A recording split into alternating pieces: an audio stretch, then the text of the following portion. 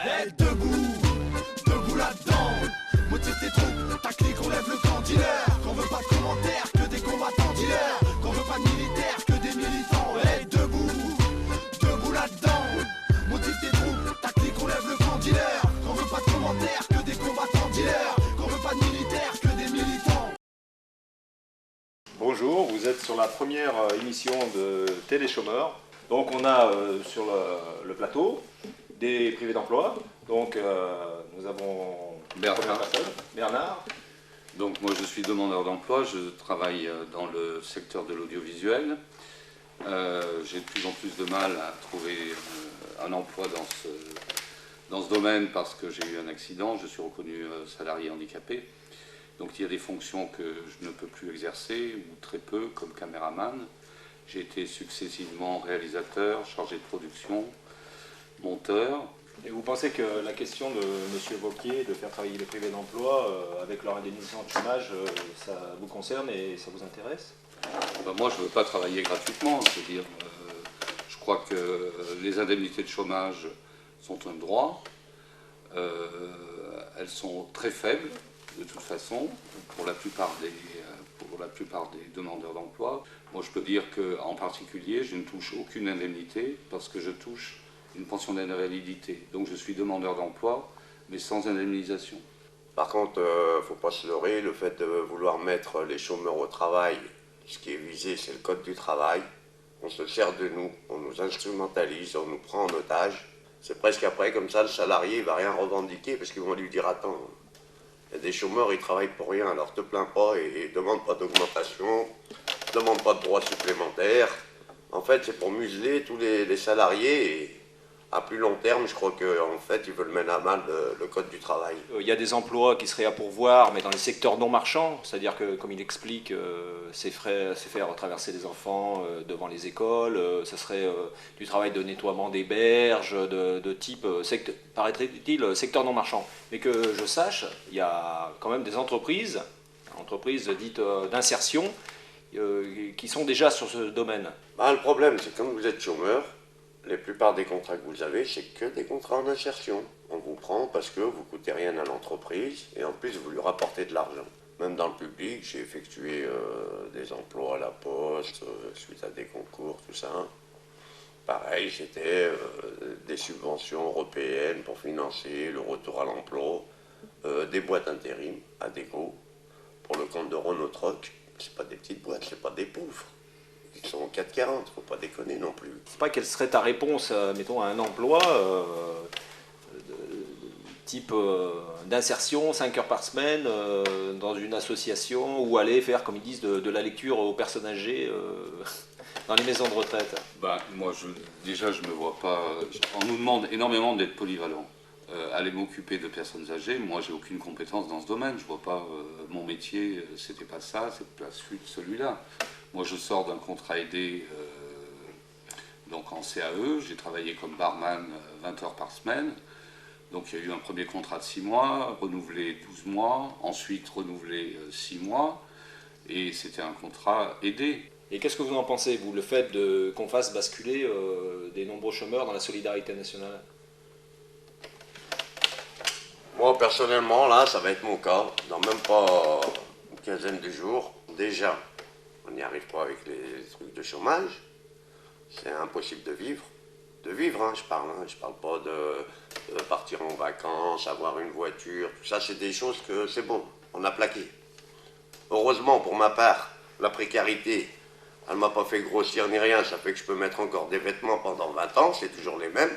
Moi, je pense, honnêtement et sincèrement, que la France, elle a les moyens de subvenir aux besoins de tous ses citoyens. Dans la Constitution, il est dit que la personne qui ne peut pas vivre par son travail ou quoi que ce soit, la société française a un droit de secours envers ces personnes. Mais il faut savoir que le chômage, quand vous y êtes plongé, tôt ou tard, ça vous rend handicapé. Ça vous handicape dans la vie. Mais déjà, rien que le fait de travailler, d'exister par votre travail, d'avoir une vie sociale, déjà, ça vous remet un petit peu le pied à l'étrier. Mais vous savez que c'est top chrono. Vous savez que vous n'avez même pas le temps de même pas sortir la tête de l'eau. Parce que sortir la tête de l'eau, pour un chômeur, ça n'existe pas. Il y a une personne qui vient d'arriver sur le plateau. Est-ce que toi, mettons, dans tes emplois, les emplois précaires que tu as eu une difficulté, mettons, avec d'autres salariés, mettons, les salariés dits, comme on aime le mot à la mode, caucasiens, c'est-à-dire français? Je n'ai pas senti quelque chose pendant la période où je travaillais dans des boîtes en France. Je pense que les gens sont plutôt surpris du fait que je suis grec parce qu'il n'y en a pas beaucoup déjà. C'est peut-être ça qui fait un ça va, deux bonjour le bordel, comme il disait récemment un ami. Donc oui, voilà, ça fait déjà un peu exotique. Les gens se disent mais qu'est-ce que tu fais en France? C'est un pays magnifique. Il reste sur les images bleu-blanc des affiches touristes. Est-ce que ça va se pérenniser? Est-ce que tu dis, ben oui, moi je suis de la génération sacrifiée, il n'y aura pas d'amélioration avant mes enfants? Ou est-ce que tu as quand même un espoir ou même un engagement? Voilà, Je suis, si on peut parler chiffres, je suis à 50-50, c'est-à-dire que d'un côté, je ne veux pas baisser les bras et je veux sentir qu'il y a un avenir quand même, que c'est à nous de prendre les choses en main et faire quelque chose pour changer. Mais d'un autre côté, je sens que la dévalorisation, elle est tellement avancée que peut-être on peut pas se rattraper. Même les gens qui travaillent, ils se disent que ouais, on travaille pour rien, ils font des périodes de dépression. Quand on voit pas l'avenir, on désespère. C'est-à-dire qu'en gros, tu vois, c'est la société qui est bouchée, c'est pas ta question de. C'est la société. C'est pas ta question vraiment de privation d'emploi. C'est-à-dire que ça va au-delà. Oui, certainement. Ouais. Et il faut voir au-delà parce qu'il ne faut pas focaliser devant nous en disant je ne trouve pas de boulot, ça avance pas. Personnellement, je n'exige pas des grands salaires ni rien du tout. Je veux juste gagner ma vie. Mais pour moi, l'essentiel, c'est d'être dans un travail où je suis bien dans ma peau. Et est-ce qu'aujourd'hui, la nécessité des précaires et des demandeurs d'emploi, c'est pas l'engagement? Quand vous bougez et qu'il y a plusieurs gens autour de vous, quand même, moi, franchement, ça me réconcilie un petit peu avec, l'humanité en général. En tant que demandeur d'emploi ou même en tant que salarié, il faut essayer de ne plus être isolé. Donc c'est vrai qu'il faut savoir entrer, militer, bouger, pour reprendre un terme, dans les syndicats ou dans les autres associations qui existent.